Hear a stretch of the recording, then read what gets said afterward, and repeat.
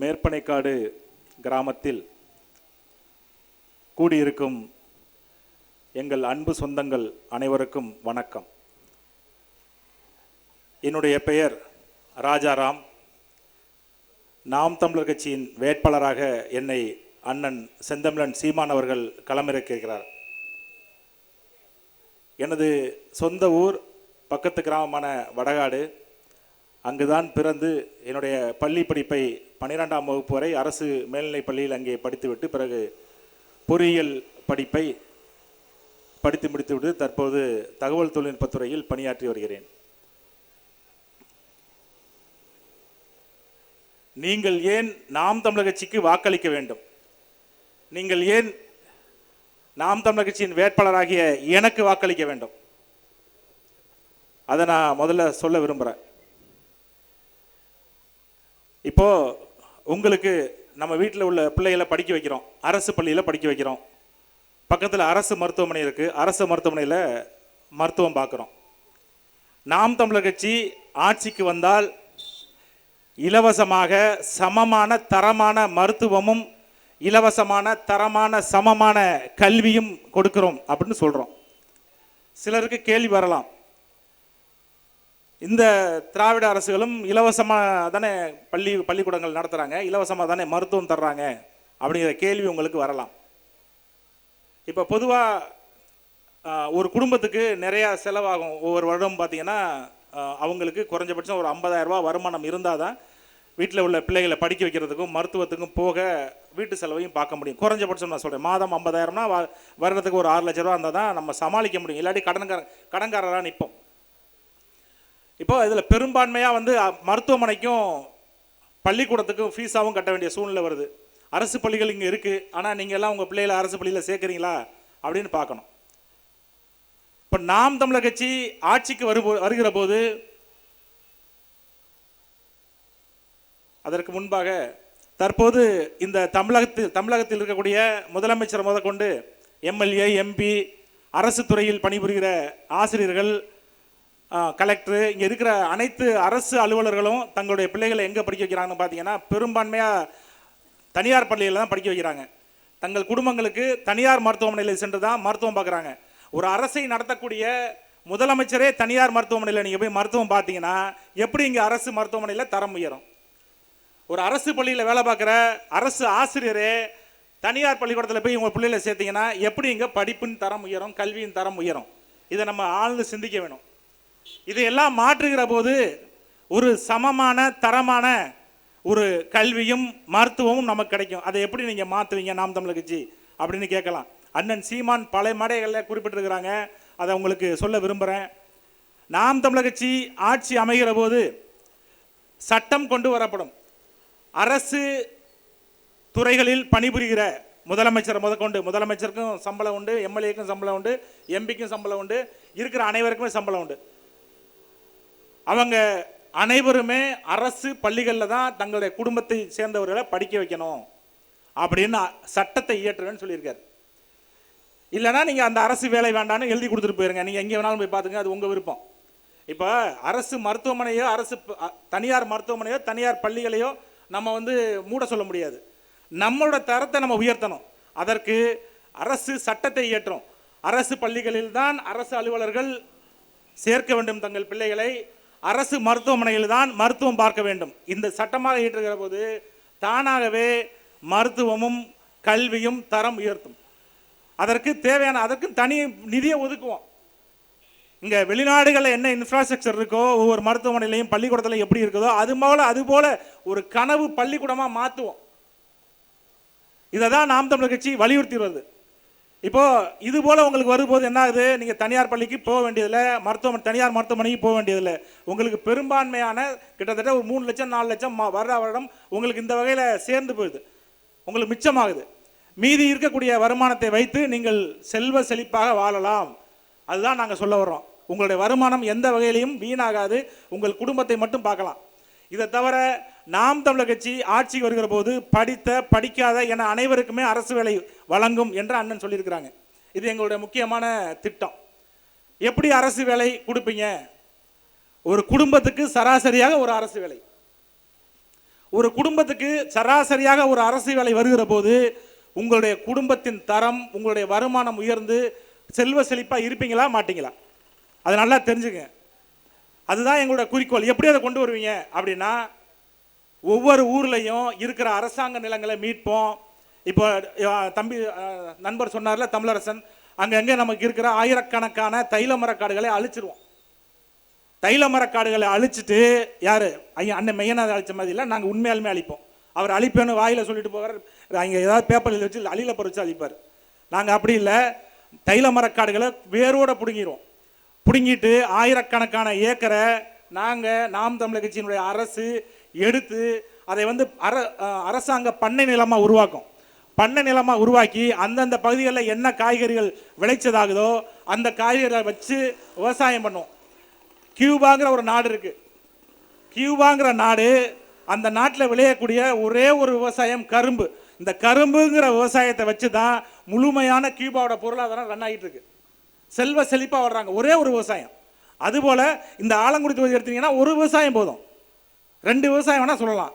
என்ன இந்த பகுதிகளுக்கு, இந்த கிழக்கு பகுதிகளுக்கு நீங்கள் எடுத்தீங்கன்னா கிழக்கு அமரசிம்மேந்திரபுரம், கொளக்குடி, கொடிவயல், இங்கிட்டு அரசர்குளம், மேற்கு அப்படியே வந்தீங்கன்னா மருதங்குடி, ஆயங்குடி, வல்லவாரி, அப்படியே நெய்வத்தலி, பாண்டிக்குடி, கீரமங்கலம், ஆவணத்தாங்கோட்டை, அங்கிட்டு ராஜேந்திரபுரம், சிலட்டூர், தாந்தானி, அப்படியே வந்தீங்கன்னா எரிச்சி, இங்கிட்டு மேற்பனைக்காடு, மன்னிக்கணும் மேற்பனைக்காடும் வருது, அங்கிட்டு மரமடக்கி, சிட்டங்காடு, கரிசக்காடு, சுனையக்காடு, பரவாக்கோட்டை, அப்படியே குறும்பூர், அப்படியே இந்த பக்கம் வந்தீங்கன்னாக்க மரமடக்கி, அமைச்சரோட சொந்த ஊரான மரமடக்கி, கூளையங்காடு, அரையப்பட்டி, பசுவயல், இப்படியே வந்தீங்கன்னா கொத்தமங்கலம், குளமங்கலம் வடக்கு தெற்கு, அப்படியே இந்த பக்கம் வந்தீங்கன்னா வடகாடு, கீழாத்தூர், மேலாத்தூர், அப்படியே கிழக்கு வந்தீங்கன்னாக்க மாங்காடு, அணவயல், புல்லான்விடுதி, நெடுவாசல், இப்படி எல்லா கிராமத்தையும் நீங்கள் ஆலங்குடி தொகுதிக்குள்ள உட்பட்ட இந்த அனைத்து கிராமங்களையும் நீங்கள் எடுத்தீங்க அப்படின்னா, இடையில நகரம், சேந்தன்குடி, இது போன்ற கிராமங்கள் இருக்குல்ல, இந்த அனைத்து கிராமங்களையும் நீங்கள் எடுத்தீங்கன்னா இங்கே அதிகமாக பலாமரம் வருது,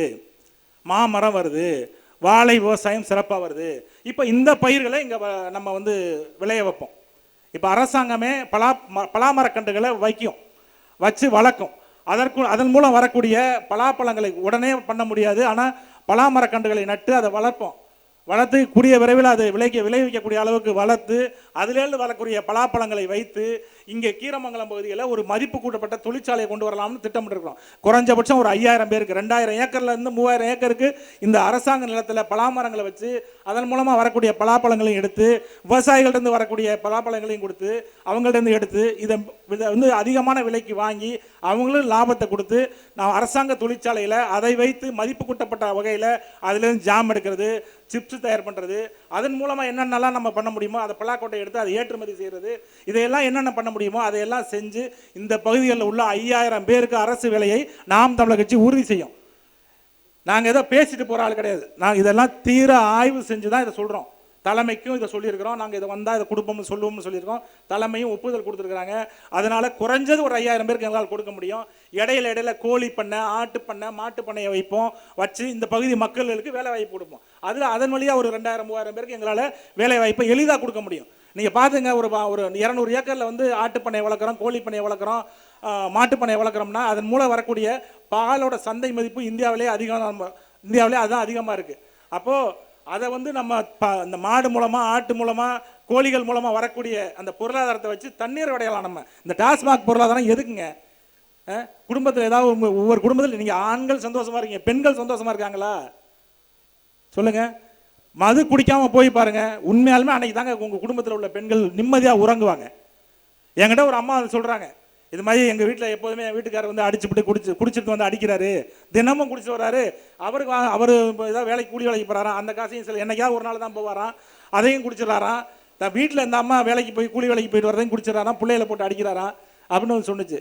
என்னம்மா அப்படி சொல்கிறீங்க, ஏன் இவ்வளவு பதட்டமாக பேசுகிறீங்கன்னா, இல்லை எங்களால் சமாளிக்க முடியலை அப்படின்னாங்க. கேட்டால் அவங்க கொத்தமங்கலம் நம்ம வேட்பாளர் அறிவிச்சதுக்கப்புறம் சொன்னாங்க, நாங்கள் கொத்தமங்கலம் தான், அமைச்சர் மெய்யனாதன் தான் ஓட்டு போட்டோம், நாங்கள் திமுக குடும்பம் தான், திமுகவுக்கு தான் ஓட்டு போட்டோம். அவர் போன தடவை 5 வருஷத்துக்கு முன்னாடி சட்டமன்ற உறுப்பினராக இருக்கும்போது மதுக்கடையெல்லாம் எங்கள் ஊரில் மூடினாரு, அடித்து உடைச்சாரு, அதனால அவருக்கு ஓட்டு போட்டோம். ஜெயிச்சு வந்தோன்னா மறுபடியும் எங்கள் ஊரில் மதுக்கடையை கொண்டு வந்துட்டாரு, ஒரே இலவா கிடக்கு அப்படிங்கிறாங்க. அப்போது இந்த அமைச்சர் மெய்யநாதன் அப்படிங்கிறது வேறு, சட்டமன்ற உறுப்பினராக இருந்த மெய்யநாதன் வேறு, சட்டமன்ற உறுப்பினராக எதிர்க்கட்சியின் சட்டமன்ற உறுப்பினராக இருந்த மெய்யநாதனுக்கு வேற வாய், இப்போ இருக்கிறது வேற வாய். இந்த வடிவல் சொல்லுவாங்கல்ல, அப்போ வேற வாய் இப்போ நாரவாய், அந்த மாதிரி 2 வாயை வச்சுக்கிட்டு பேசுகிறார் மெய்யநாதன். அதனால அதாவது ஆளுங்கட்சியாக இருக்கிற போது மனித புனிதர்கள் போல நடிப்பார்கள், அவர்கள் நடிப்பார்கள். உங்களுக்கு நடிப்பு என்று தெரியாது, அதனால நம்ம ஆளுங்க ஏமாந்துடுறீங்க. எதிர்கட்சியாக இருக்கும்போது மனித புனிதர்களாகவும், ஆளுங்கட்சியாக இருக்கும்போது அனைத்து அயோக்கியத்தனத்தையும் கட்டவழ்த்து விடுபவர்கள் இந்த திமுகவினர். அதுதான் இப்போ நடந்துகிட்டு இருக்கு. சட்டமன்ற உறுப்பினராக இருக்கும்போது கொத்தமங்கலத்தில் மதுக்கடையை அடித்து மூடினாரு, புல்லான்வெளியில் அடித்து மூடினாரு. இவர் அமைச்சராக வந்தோடனே இவரோட ஆதரவாளர் மூலமாக அதே உருவல்ல. இதை விட அயோக்கியத்தனம் என்னங்க இருக்கு? ஒருத்தனோட அயோக்கியத்தனம், ஒருத்தன்னா ஒரு நபர்னு சொல்கிறேன், நீங்கள் உடனே அமைச்சர் அதெல்லாம் கிடையாது. அமைச்சர் அண்ணன் தான் சொல்லுவேன். அமைச்சர் ஏன்னா நமக்கு சொந்தக்காரர் தான். அண்ணன் மெய்யநாதன் அவர்கள் அப்படி இருக்கும்போது இப்படி பேசுகிறார், இப்படி இருக்கும்போது அப்படி பேசுகிறார். இதுதான் அவரோட 2 தடவை வேற வேற மாற்றி மாற்றி பேசுகிற இரட்டை வேடதாரி தான் நம்ம அண்ணன் மெய்யநாதன். அவர் போன்ற ஆளுகளுக்கு நீங்கள் வாக்கு செலுத்தினீங்கன்னா உங்கள் வாழ்க்கை தரம் இன்னும் கீழே தான் உயரும். ஏதாவது சொல்லுங்கள், நான் உங்கள்கிட்ட வெளிப்படையாகவே சேலஞ்ச் பண்ணுறேன். வாழ்க்கை தரம் உங்களுக்கு உயர்ந்திருக்கு.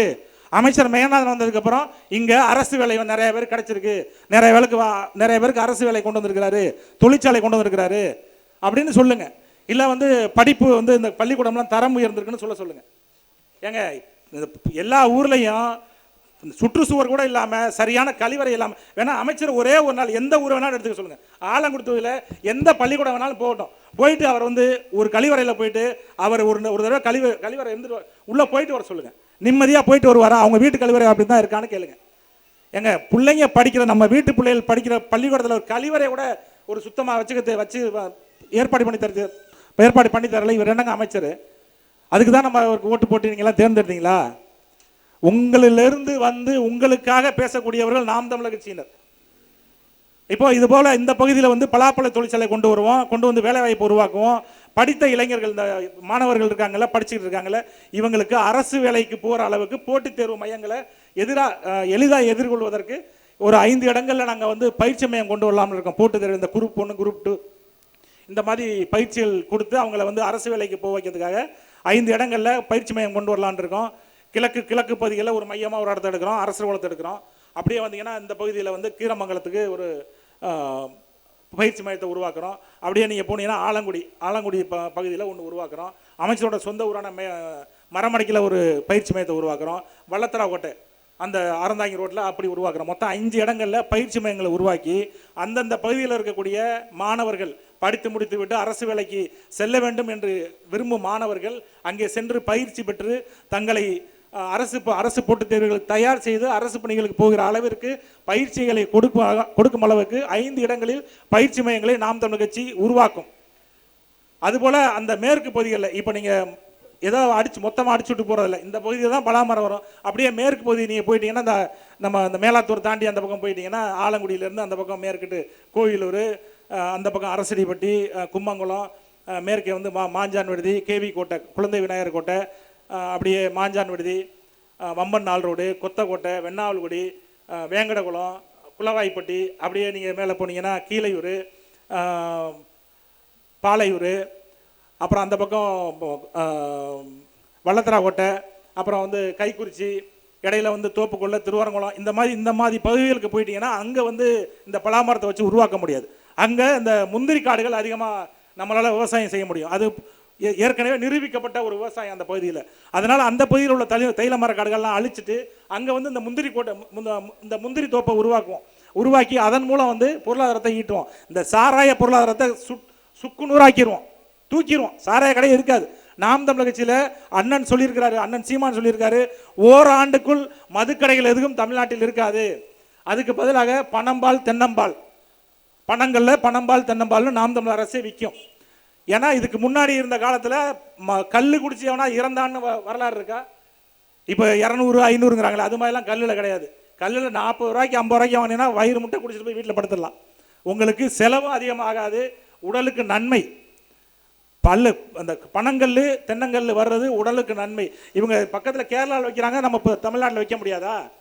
உறுதியாக வைக்கலாம். நம்ம பகுதிகளில் தென்னை மரம் அதிகமாக வருது, பனை மரங்கள் அதிகமாக வைக்கிறதா இருக்கிறோம். அதனால் இதுலேருந்து வரக்கூடிய சாரை எடுத்து பனங்கல், தென்னங்கல்ல வைப்போம். தமிழ்நாடு முழுக்க அதை நாங்கள் செய்ய போகிறோம். நாம் தமிழர் கட்சியின் இங்கே சட்டமன்ற உறுப்பினராக வந்தால் மக்களின் போராட்டத்தின் மூலமாக ஒரு மத கூட இந்த ஆலங்குடி தொகுதியில் இருக்காது. அந்த அளவுக்கு அனைத்து மதுக்கடைகள் மூடுவதற்கு தேவையான நடவடிக்கைகளை மக்களுடன் இணைந்து எடுப்பேன். அந்த வாக்குறுதியை உங்களுக்கு நான் தர்றேன். அதனால நீங்க எதுவும் பயப்பட வேண்டியதில்லை. உங்களுக்காக நாங்கள் நிற்போம். நாம் தமிழர் கட்சி பிள்ளைகள் உங்களை கைவிட மாட்டோம். விவசாயிகளை நம்பி விவசாயிகளுக்காக விவசாயி சின்னத்தை ஏந்தி நிற்கிற கட்சி நாம் தமிழர் கட்சி. விவசாயி சின்னத்தை ஏந்தி நிற்கிற கட்சி நாம் தமிழர் கட்சி. அதனால நாங்கள் கடைசி வரைக்கும் உங்களுக்காக இந்த மண்ணில் இருந்து போராடக்கூடிய குணம் படைச்சவங்க உங்களுக்காக போராடிட்டே இருப்போம். எப்போதுமே போராடுவோம். அண்ணன் அமைச்சர் அவருக்கு ஒரு பேர் வச்சிருக்கிறோம், பொய் வாக்குறுதிகள் நாயகன். அதாவது பொய் வாக்குறுதிகளை அள்ளி கொடுக்கறதுல நாயகன். இப்போ மறுபடியும் வருவார். மறுபடியும் உங்ககிட்ட வாக்குறுதியெல்லாம் கொடுப்பார். பேப்பராக அடித்து கொண்டு வந்து கொடுப்பாங்க. படித்து பாருங்கள். அப்படியே பார்க்கவே அல்வா மாதிரி இருக்கும், அல்வா சாப்பிட்ற மாதிரி இருக்கும். வாக்குறுதிகள் ஒன்று அப்படியே அந்தந்த பகுதிகளுக்கு. இப்போ மேற்பணக்காடுக்கு ஒரு வாக்குறுதி கொடுப்பாரு. பக்கத்தில் கீரமங்கலத்துக்கு வாக்குறுதி கொடுப்பாரு. அங்கே ஒரு 4-5 கிராமத்தை கவர் பண்ணி ஒரு வாக்குறுதி. அப்புறம் ஆலங்குடி போனீங்கன்னா ஆலங்குடி, வம்பன், வெள்ளத்தரக்கோட்டை, இந்த மாதிரி ஒவ்வொரு ஊருக்கும் ஒரு வாக்குறுதி கொடுப்பார். கீரமங்கலத்தை தலைமையிடமாக கொண்டு ஊராட்சி ஒன்றியம் அமைப்பேன் அப்படின்னு சொன்னார். அமைச்சிட்டாரா? அண்ணன் சிவவி மெய்யநாதன் அவர்களே சொன்னீர்களே, செஞ்சீங்களா? கீரமங்கலத்தில் ஊராட்சி ஒன்றியம் அமைப்பேன்னு சொன்னீங்களே, செஞ்சீங்களா? கீரமங்கலத்தை தனி தாலுகாவாக அமைப்பேன் அப்படின்னு சொன்னீங்களே, செஞ்சீங்களா? கொத்தமங்கலத்தை பேரூராட்சியாக தரம் உயர்த்துவேன் அப்படின்னு சொன்னீங்களே, செஞ்சீங்களா? கீரமங்கலத்தில் இந்த பழங்கள் அதிகமாக அங்கே சந்தைப்படுத்தப்படுது, காய்கறிகள் அதிகமாக வருது. அதனால அங்கே ஒரு ஏற்றுமதி நிலையத்தை கொண்டு வந்து வேலை வாய்ப்பை உருவாக்கி ஏற்றுமதி செய்வேன்னு சொன்னீங்களே, செஞ்சீங்களா? பக்கத்தில் வடகாடு மாங்காடு பகுதிகளில் குளிர்பதன கிடங்கு கொண்டு வருவேன்னு சொன்னீங்களே, செஞ்சீங்களா? பக்கத்தில் ஆலங்குடி பேரூராட்சியை தரம் உயர்த்தி அதை நகராட்சியாக மாற்றுவேன்னு சொன்னீங்களே, செஞ்சீங்களா? ஆலங்குடியில் புறவழிச்சாலையை கொண்டு வந்து அங்கே கூட்ட நெரிசலை சரி பண்ணுவேன்னு சொன்னீங்களே, செஞ்சீங்களா? அப்படியே அந்த பக்கம் அப்படியே போயிடுவார். அங்கிட்ட அந்த பக்கம் வம்பனில் ஒரு திட்டத்தை கொண்டு வந்தார். அங்கே அரசு வேளாண் கல்லூரியை கொண்டு வருவேனாரு. கொண்டு வந்தீங்களா? அங்கே சிப்காட் தொழிற்சாலையை கொண்டு வருவேன்னு சொன்னார். கொண்டு வந்தீங்களா? என்னென்ன இப்படி பொய் வாக்குறுதி கொடுக்குறீங்களே? ஆலங்குடியில் அவரோட சொந்த செலவில் ஆலங்குடியில் இந்த குரூப் 1 குரூப் 2 இந்த பயிற்சி எல்லாம் பெறுற அளவுக்கு சொந்த செலவில் அவரே கட்டடத்தை கட்டி அவரே வேலைக்கு ஆள் வச்சு எல்லாம் கொண்டு வருவேன்னு சொன்னீங்களே, செஞ்சீங்களா? இங்கிட்ட ஆவணத்தாங்கோட்டையில் பட்டய கல்லூரி கொண்டு வருவேன், அதான் டிப்ளமோ பாலிடெக்னிக் கொண்டு வருவேன்னு சொன்னீங்களே அரசு. ஐடிஐ கொண்டு வருவேன்னு சொன்னீங்களே, செஞ்சீங்களா? ஏன்னா பொய் வாக்குறுதி கொடுத்து மக்களை ஏமாற்றி வாக்கு பெறணுங்கிறது முக்கியமா? இங்கே உள்ள 7000 ஏக்கரில் தைல மரக்காடு இருக்கான், எல்லாத்தையும் அழிச்சிருவேனாரு. எந்த பக்கம் அழிச்சிங்க நீங்கள்? ஏன்னா எப்படின்னா உங்களுக்கு மறுபடியும் கொஞ்சம் கூட வெக்கம் இல்லாமல் எப்படின்னா மக்கள்கிட்ட மறுபடியும் இந்த ஓட்டு கேட்பீங்க? கொஞ்சம் கூட கூச்ச நாச்சமே இருக்காதானே? மறுபடியும் போகணும், மக்களை சந்திக்கணும். எப்படி போய் கேட்பீங்க? மறுபடியும் என்ன வாக்குறுதி நீங்கள் திரும்ப கொடுப்பீங்க? இப்போ என்ன கொடுப்பாருன்னு சொல்லவா? மறுபடியும் நான் அமைச்சராயிருவேன், அமைச்சரானா இதெல்லாம் பண்ணிடுவேன்னாரு. எது 5 ஆண்டுகளுக்கு முன்னாடி சொன்னதை இனிமேல் பண்ணுவேங்கிறாரு. பண்ணால் அவரை நம்பி எப்படி நீங்கள் ஓட்டு போடுவீங்க? சரி, அவரோட கட்சியில் இருந்தவங்கலாம் எல்லாரும் வளர்ந்துட்டாங்களா? சரி, மேற்பணக்காட்டில் என்ன வளர்ந்துருச்சு உங்கள்கிட்ட கேட்குறேன். 5 ஆண்டுக்கு முன்னாடி சூப்பராக இருந்துச்சுங்க. 5 ஆண்டுக்கு அப்புறம் இப்போ 5 ஆண்டில் சூப்பராகிடுச்சு. ஏதாவது சொல்லுங்கள். மருத்துவமனை தரம் உயர்ந்திருக்கா? மருத்துவமனைக்கு ஏதாவது கருவிகள் கொண்டு வந்திருக்காங்களா? இல்லை அரசு பள்ளியில் புதுசாக கட்டடம் கொண்டு வந்து ஆய்வகம் கொண்டு வந்து அதிகமான ஸ்டூடெண்ட் அன்னைக்கு இருந்ததை விட இன்னைக்கு ஆயிரக்கணக்கான ஸ்டூடெண்ட்ஸ் அதிகமாக மாணவர்கள் அதிகமாக சேர்ந்துட்டாங்களா? சொல்லுங்க. பக்கத்துலங்க அரசங்குடியிருப்பு, இந்த விஓ ஆஃபீஸ்க்கு பின்னாடி உள்ள அரசங்குடியிருப்பில் ஒரு குளம் ஒன்று வெட்டியிருக்காங்க. குளத்தில் 19 லட்ச ரூபா மதிப்பீடு. நீங்கள் போய் பாருங்க தயவு செஞ்சு. 19 லட்ச ரூபானா என்னன்னு தெரியுமா? ஒரு குளம் வெட்டத்துக்கு 19 லட்ச ரூபா, 1 லட்சம் கூட செலவு பண்ணியிருக்க மாட்டாங்க. அதுக்கு 100 நாள் வேலை. 100 நாள் வேலைங்கிறது 19 லட்சம் ஒதுக்குவாங்களா என்ன? 100 நாள் வேலை பார்த்தவங்களுக்கு வச்சு வேலை வாங்கி ஒரு ஜேசிபியை வச்சு சும்மா அப்படியே நோண்டுற மாதிரி நோண்டிட்டு 19 லட்ச ரூபாய்க்கு என்ன பண்ணலாம் சொல்லுங்க பார்ப்போம். ஒரு நாள் ஜேசிபி 2 நாள் ஜேசிபி வச்சா 19 லட்ச ரூபா முடிஞ்சா? அரசாங்க பணங்க. நாங்கள் உழைச்சி நான்லாம் ஒரு ஐடி ஊழியர். நான் சம்பாரித்து என்னுடைய வரி பணத்தெல்லாம் அரசாங்கத்துக்கு கட்டி அந்த அரசு அந்த வரி பணம் தான் இங்கே வருது, நிதியாக வருது. அதை எடுத்து கொண்டு போய் திங்கிறீங்களே, உங்கள் குடும்பத்தில் எல்லாருக்கும் ஒட்டுமா? அது கேட்குறேன். எல்லாரும் வருவாங்க, ஒரு அதுலேருந்து கொஞ்சம் வருமானமும் கொஞ்சம் பார்க்கணும். ஒரு 5% 10% இதை எடுத்தோம், நாங்களும் இந்த ஓடுறோம் ஒடியாடுறோம், எங்களுக்கு ஒரு வருமானம் வேணும்னா எடுத்துக்கங்க. அதை பற்றி ஒன்றும் பிரச்சனை இல்லை. 5% 10% கூட பண்ணலைன்னா எப்படிங்க ஊர் உயரம்? எப்படி சொல்லுங்க? இந்த கூத்தாங்குடி குளம் அது மாதிரி தான், அங்கேயும் 19 லட்சம் ரூபான்னு ஒதுக்கி இருக்கிறீங்க. 19 லட்ச ரூபாய் ஒதுக்கி அதை விட்டுட்டீங்களா? சுடுகாடுங்க, 10-15 வருஷத்துக்கு முன்னாடி கட்டின சுடுகாடு இப்ப இந்த ஆட்சியில் இப்ப இந்த இந்த இந்த 5 ஆண்டுகளுக்கு கட்டின மாதிரி நிதி எடுத்திருக்காங்க. கட்டாம நிதி எடுக்கிறதுக்கு ஒரு அரசு இது இந்த ஊர்ல எல்லா ஊர்லயும் தான் நிலவரம். நிதியை ஒதுக்குறது, போறது, இந்த இடத்துக்கு ரோடு போட போறேன், இந்த இடத்துல டேங்க் கட்ட போறேன்னு போய் ஒரு தேங்காய் உடைக்கிறது, சாமி கும்பிடுறது, சாமி கும்பிட்டு தேங்காய் உடைச்சதோடு போனவர் தான். திரும்ப அந்த பக்கம் எட்டி கூட பார்க்க மாட்டார் அமைச்சர். அருமையான அமைச்சருங்க, நம்ம சொந்தக்காரர் தான், அண்ணன், நம்ம அண்ணன் தான். என்னன்னா தேங்காய் உடைக்கிறதுக்காக ஒரு அமைச்சருங்க நம்ம தொகுதிக்கு. கேட்டா நாங்கள் அந்த பகுதியில் ரோடு போட்டோம், நாங்கள் இந்த பகுதியிலே டேங்கு கட்டி கொடுத்தோம், போர் போட்டோம். ஏங்க இதெல்லாம் சட்டமன்ற உறுப்பினராங்க செய்யணும், அமைச்சராங்க செய்யணும். ஊராட்சி மன்ற இங்க ஊராட்சி மன்ற தலைவர்கிட்ட கேளுங்க, நீங்க போய் என்ன இந்த ஊருக்கு பண்ணீங்கன்னு. அவர் என்ன சொல்லுவார்னா, நான் ரோடு போட்டிருக்கிறேன், டேங்கு கட்டி கொடுத்துருக்கேன், போர் போட்டிருக்கேன் பாரு. ஊராட்சி மன்ற உறுப்பினர் போய் கேளுங்களேன், நான் அந்த ரோடு நான் தான் கொண்டு வந்தேன் பாரு. கவுன்சிலர்கிட்ட கேளுங்க, அவராக தான் சொல்லுவார். மாவட்ட கவுன்சிலர் அவராக தான் சொல்லுவார். அதையே சொல்லுறது எதுக்குங்க அமைச்சர்? அமைச்சர் என்ன பண்ணியிருக்கான்னு சொல்லுங்க. நம்ம தொகுதியில் ஒரு பொறியியல் கல்லூரி கொண்டு வந்தேன், நம்ம தொகுதியில் தொழிற்சாலை கொண்டு வந்தேன், அங்கங்கே சிறு சிறு தொழிற்சாலை கொண்டு வரேன்னு வாக்குறுதி கொடுத்தீங்களே, எங்கேயாவது ஒரு சின்ன தொழிற்சாலை கொண்டு வந்தீங்களா? வேணா உங்கள் சொந்தக்காரங்களுக்கு யாருக்கா தொழிற்சாலை வாங்கி கொண்டு வந்தா தான். இங்கே வந்து அரசுக்கு தொழிற்சாலை ஒன்றும் வந்த மாதிரி தெரியல, யாருக்கும் அரசாங்க வேலை கிடைச்ச மாதிரி தெரியல. பாவங்க, நம்ம மக்களை ஏமாற்றி ஏமாற்றி ஏமாற்றி வாக்குகளை வாங்கி அவர் செழிப்பாக தான் இருக்கார், அண்ணன் செழிப்பாக தான் இருக்கார். நம்ம தான் வந்து பின்னோக்கி போயிட்டு இருக்கோம். நிலத்தடி நீர் மட்டம் போயிருச்சுங்க. இப்போ போன 5 ஆண்டுகளில் இவர் அமைச்சர் ஆகிறதுக்கு முன்னாடி ஒரு 300 அடியில் இருந்ததுன்னா 600 அடி 700 அடி 1000 அடிக்கு போயிடுச்சு. என்ன நிலத்தடி நீர் மட்டத்தை உயர்த்ததுக்கு என்ன வேலை பார்த்தாரு? சரி, தைல மரக்காடுகள் அழிச்சிருந்தா ஓரளவுக்கு நிலத்தடி நீர் மட்டத்தை தக்க வைக்க முடியும். அதை அழிச்சாரா? அழிக்கிறேன்னு வாக்குறுதி கொடுத்தீங்களா? அழிச்சிங்களா? அங்கங்கே வந்து இந்த ஊராட்சி மன்றத்துக்கு, ஊராட்சி ஒன்றியத்துக்கு, பொதுப்பணித்துறைக்கு சொந்தமான ஏரி குளங்களை தூர்வாரி அங்கே வந்து நீர்நிலைகளை பாதுகாப்பேனாரு. எந்த பக்கம் நீங்கள் தூர்வாரினீங்க? எந்த பக்கம் தூர்வாரிங்க? எந்த பக்கம் வரத்துவாரி சரி பண்ணீங்க? என்னங்க பொய் வாக்குறுதி கொடுக்கறதுக்கு? பொய் வாக்குறுதிகள் நாயகன்னு அதனால தான் சொல்கிறோம். சொன்னதை தான் நாங்கள் சொல்கிறோம், நீங்கள் கேளுங்க. அவர் வந்தால் கேளுங்க, இல்லை அவர் இங்கே மேடை போட்டு பேச சொல்லுங்கள். இது மாதிரி நாம் தமிழர் கட்சியினுடைய வேட்பாளர் சொன்னதெல்லாம் பொய், நான் எல்லாம் கொண்டு வந்திருக்கேன்னு சொல்லுங்க.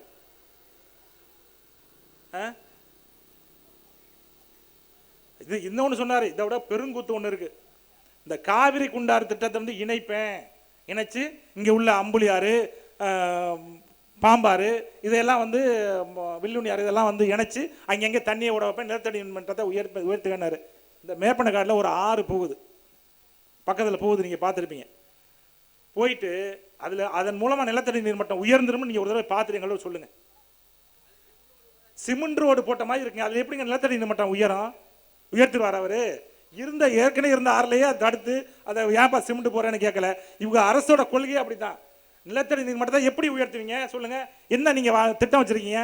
சரி, அதை கொடுங்க. ஆறை கொண்டு வரீங்கன்னு சொன்னீங்களே, எப்படி கொண்டு வருவீங்க நீங்க? இந்த வாக்குறுதி எப்படி ஒரு சட்டமன்ற உறுப்பினர் கொடுக்கலாம்? 1954 புதுக்கோட்டையினுடைய சமஸ்தானத்தின் எம்பியாக இருந்த முத்துச்சாமி வல்லத்தரசு அவர் வந்து நாடாளுமன்றத்தில் பேசுறாரு. இந்த காவிரி குண்டாறு திட்டத்தை செயல்படுத்தி எங்களுக்கு இந்த புதுக்கோட்டை மாவட்டத்துக்கு, இந்த பக்கத்தில் உள்ள மாவட்டங்களுக்கு ஆற்று நீரை கொண்டு வரணும்னு ஒரு கோரிக்கையை வச்சார். அதை ஏற்றுக்கிட்ட அன்னைக்கு காங்கிரஸ் அரசு இங்கே இருந்த பெருந்தலைவர் காமராஜர் மூலமாக ஒரு இந்த திட்டத்துக்கு அடிக்கல் நாட்டினாங்க. 189 கோடி ரூபா மதிப்பீட்டில் இந்த திட்டத்தை நாங்கள் செயல்படுத்துறோம்னு சொல்லி அடிக்கல் நாட்டினாங்க. ஆனால் அவங்களால செய்ய முடியல. அது காரணம் என்னன்னாக்க, அது எங்கே இருக்குன்னா மாயனூருங்கிறது கிருஷ்ணராயபுரம் தொகுதி, கரூர் மாவட்டம். அங்கேருந்து தண்ணியை கொண்டு வரணும்னா இந்த பக்கத்தில் கீரமங்கலத்துலேருந்து மேற்பநாடுக்கு இடையில ரோடு போட்டு கொண்டு வந்தாலே பல ஏழரை கிளப்புறாங்க இடையில. நான் அந்த இடம் தரமாட்டேன், ரோடு தரமாட்டேன்னு. இங்கே எங்கேருந்து கொண்டு வரணும்? மாயனூர்லேருந்து இடையில அந்த பக்கம் மாயனூர் தாண்டி மகாதானபுரம், குளித்தலை, அப்புறம் ஜியபுரம். அது ஜியபுரங்கிறது ஸ்ரீரங்கம் தொகுதியில் வருது. அப்படியே நீங்கள் வந்தீங்கன்னா திருச்சியில் மாத்தூர் வழியாக கொண்டு வரணும். மாத்தூர் வந்து பார்த்தீங்கன்னா அது வந்து விராலிமலை தொகுதி. அந்த வழியாக நீங்கள் அப்படியே கந்தரகோட்டை தொகுதியில் வந்து புதுக்கோட்டை தொகுதியில் வந்து அதுக்கப்புறம் ஆலங்குடி தொகுதிக்கு வரணும். இதை இவர் செஞ்சிருவாரா? இவர் செய்ய முடியுமா? வாக்குறுதி கொடுக்கும்போது என்ன சொல்லணும்? கொண்டு வந்துருன்னு சொல்லக்கூடாது. எங்கள் முதலமைச்சரை சொல்லுவேன், சொல்லி இந்த திட்டத்தை கொண்டு வரதுக்கு முயற்சி செய்வேன் அப்படி தான் சொல்லணும். கொண்டு வந்து நீர் மட்டத்தை உயர்த்திடுவாராம். நீங்கள் உயர்த்தினதான் தெரியுமே எங்களுக்கு. 300 அடியிலேருந்து இன்னைக்கு 1000 அடிக்கு போயிடுச்சு. அவர் சொந்த ஊர்லேயே 1000 அடிக்கு போயிடுச்சு. மரமடைக்கு கொத்தமரத்துலலாம் நிலத்தடி நீர் மட்டத்தை உயர்த்தணும்னா முதல்ல தைல மரக்காடுகளை அலக்கட்டணும். அதை விடுங்க, அது வரும். அதுக்கப்புறம் வந்து இப்போ வேலை பார்க்குறப்பாங்க, இன்னும் 10 ஆண்டுகளாகும், 20 ஆண்டுகளாகும், 30 ஆண்டுகளாகும். அதுக்கப்புறம் தான் ஆறு வரும். அது அன்னைக்கு நம்ம இருப்போமான்னு தெரியாது, நம்ம சந்ததிகள் அனுபவிச்சா கூட போதும். ஆனால் இங்கே இருக்கிறத வச்சு எப்படி நிலத்தடி நீர் மட்டத்தை உயர்த்துவீங்கன்னு அது லாஜிக்காக பேசணுங்க. லாஜிக் இல்லாமல் சும்மா அடிச்சு விட்டு போகிறதில்ல, லாஜிக்காக பேசணும். நம்ம ஒன்று சொன்னோம்னா அது வந்து மக்களுக்கு பயன்படணும், புரியணும். அப்போ நம்ம எப்படி நாம் தமிழர் கட்சி இங்கே வந்துச்சுன்னா, ஆட்சிக்கு வந்துச்சுன்னா நாங்கள் எப்படி உயர்த்துவோம் அப்படின்னா, இங்கே இருக்கிற ஆலங்குடி தொகுதியில் என்னென்ன ஊரணி இருக்கோ, ஏரி குளங்கள் இருக்கோ எல்லாத்தையும் பட்டியலிடுவோம். எந்த ஊரில் இருந்தாலும் சரி, போர்க்கால அடிப்படையில் அனைத்து குளங்களையும் தூர்வாருவோம். முதல் வேலை எங்களுக்கு அதுதான், தூர்வாருவோம். தூர்வாரி எங்கெங்கெல்லாம் வரத்து வாரி எல்லாம் ஆக்கிரமிப்பில் இருக்க தான் செய்யும். அவங்கள்ட்ட கேட்டால், முறைப்படி கேட்டால் கொடுக்க தயாராக இருப்பாங்க. ஏன்னா அவங்க அனுபவிக்க தான் முடியுமே ஒழிய அதை பட்டாலாம் போட்டுக்க முடியாது. அது பெரிய சிக்கலாகி போயிடும், அவங்களுக்கு கேஸ் ஆகி போயிடும். அதனால் வரத்து வாரியெல்லாம் சரி பண்ணும். மழை நேரங்களில் எல்லா தண்ணியும் இங்கே வந்து குளத்துக்கு வர அளவுக்கு சரி பண்ணும். சரி பண்ணி 365 நாட்களுக்கும் குளத்தில் தண்ணி நிற்கிற அளவுக்கான ஒரு வாய்ப்பை நாங்கள் உருவாக்கும். அதன் மூலமாக நிலத்தடி நீர் மட்டத்தை உயர்த்த முடியும். இன்னொரு வழி என்ன இருக்குது? தைல மரக்காடுகளை முழுமையாக அழிச்சிடணும். தனியாரெல்லாம் வச்சுருந்தா அவங்களுக்கு வந்து இந்த ஊராட்சி மன்றத்திலேருந்து தனியார், ஒருவேளை தனியார், இப்போ நான் வந்து ஆர்எஸ்பதி மையம் வச்சுருக்கேன் அப்படின்னா, ஊராட்சி மன்றத்திலேருந்து என்னென்ன சலுகை வருதோ தண்ணியை கட் பண்ணிடுவோம். உங்கள் வீட்டுக்கு தண்ணி வராது, கரண்டை கட் பண்ணிடுவோம். உங்களுக்கு கரண்ட் வராது, நீங்கள் தனியாக வேணால் இது பண்ணிக்கோங்க, சூரிய விளக்கு போட்டு எடுத்துக்கிறீங்க, எங்கேயாவது எடுத்துக்கிறீங்க. ஊராட்சி மன்றத்திலேருந்து உங்களுக்கு தனியாக ரோடு போட்டு தர மாட்டோம். சரியா? உங்களுக்கு எதுவுமே வராது, உங்களுக்கு எந்த சலுகையுமே கிடைக்காது. நீங்கள் வந்து தைல மரக்காடுகள் வளர்த்தீங்கன்னா இந்த மண்ணுக்கு, இந்த மண்ணை மலடாக்கக்கூடிய ஒரு விவசாயத்தை பண்ணுறீங்க. உங்களுக்கு எந்த சலுகையும் கிடைக்காது, அரசு வேலை கிடைக்காது, எதுவுமே கிடைக்காது. அந்த அளவுக்கு ஆக்கி விட்டுருவோம். அதனால தனியார் யாரும் தைல மரக்காடுகளை வைக்காத அளவுக்கு பார்த்துக்குருவோம். நாங்கள் அரசு புறம்போக்கு இடங்களில் எங்கெங்கெல்லாம் அரசியல் தைல மரக்காடுகளை எல்லாத்தையும் அழிச்சிட்டு அங்கே பனை மரங்களை நடுவோம். பனை மரம் நடுங்கும்போது பனைமரம் வந்து நீங்கள் அதோட வேரை பார்த்தீங்கன்னா ஸ்ட்ரா மாதிரி இருக்கும், ஸ்ட்ரா உறிஞ்சுற மாதிரி இருக்கும். அது என்ன பண்ணும்னா தன்னுடைய வேரை வந்து ரொம்ப ஆழமாக செலுத்தி நீருக்கு தரைக்கில் உள்ள நீரை அப்படியே மேலே கொஞ்சம் கொஞ்சமாக கொண்டு வந்து நிலத்தடி நீர் மட்டத்தை ஒரே நாளில் உயர்த்தாது. ஒரு குறிப்பிட்ட காலகட்டங்களில் 1000 அடியில் உள்ளது 900 ஆகும், 800 ஆகும், 700 ஆகும். அந்த நீர் மட்டம் உயர்ந்துக்கிட்டே வரும். இந்த வழியில் தான் உயர்த்த முடியும். தண்ணிக்கிலேருந்து தண்ணியை எடுத்து விவசாயம் பண்ணுறது என்னங்க நன்மை இருக்குது? வானத்திலேருந்து தண்ணியை வர வைக்கணும். ஒரு வளரும் நாடு எப்போதுமே என்ன பண்ணோம்னா மண்ணுக்குள்ள உள்ள தண்ணி எடுக்காதுங்க. அது வந்து நாளைக்கு வரக்கூடிய சந்ததிக்கு வேணும். வானத்திலேருந்து தண்ணியை வர வைக்கிறதுக்கு என்ன வேலையில் இருக்கோ அதுதான் நம்ம பண்ணணும். காடுகளை உருவாக்கணும். அங்கங்கே காடுகளை விதைப்பந்துகளை எடுத்து வீசணும். என்ன மரம் வேணாலும் நீ வந்து இப்போ எல்லா விதையும் வீசணும். பலா விதை வீசணும், மா விதை வீசணும், வேப்ப விதை வீசணும், இருக்க நவா விதை வீசணும், எல்லா விதையும் வீசணும். எது வருதோ அந்த மண்ணுக்கு வரட்டும், வந்துட்டு போகட்டும். அது பாட்டு செழிச்சு ஓங்கட்டும். அரசு நிலங்கள் தானே, அரசு நிலங்கள் அது செழிச்சு ஓங்கட்டும். அதன் மூலமாக மழையை கொண்டு வந்து இந்த நம்ம தொகுதியில் உள்ள நீர் மட்டத்தை உயர்த்துவோம். இதுதானேங்க சாத்தியப்படும். அங்கேருந்து கொண்டு வரும்போது நீங்கள் நேராக கொண்டு வந்துருவீங்களா? அங்கேயும் சிமெண்ட் ரோடு போட்டு தண்ணியை கொண்டு வருவீங்க. சிமெண்ட் ரோடு போட்டு தண்ணி கொண்டு வந்து இங்கே என்ன பயன் இருக்குது சொல்லுங்கள்? நிலத்தடி நீர் மட்டம் எப்படி உயரும்?